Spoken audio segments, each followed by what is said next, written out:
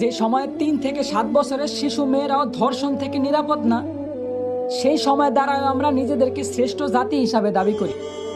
যে সময় free mixing ভাবে পড়ালেখার কারণে বিভিন্ন জায়গায় শিক্ষক দ্বারা ছাত্রীরা ধর্ষিত হইতাছে, সেই সময় দ্বারাও আমরা শিক্ষার মানদণ্ড নির্ণয় করি।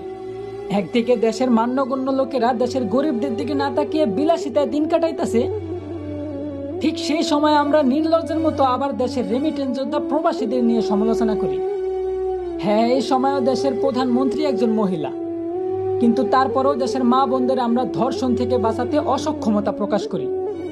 বলি মুসলিম দেশে বিধর্মীরা হত্যাকাণ্ড চালায়, তার কোনো বিচার নাই। সংখ্যায় বেশি আর দেশটা মুসলমানদের হওয়া সত্ত্বেও প্রতিবাদ করার মতো কেউ নাই। আসলে আমি মনে করি কি ভাই, আমাদের দেশে ইসলামের পক্ষে সঠিক বিচারই নাই।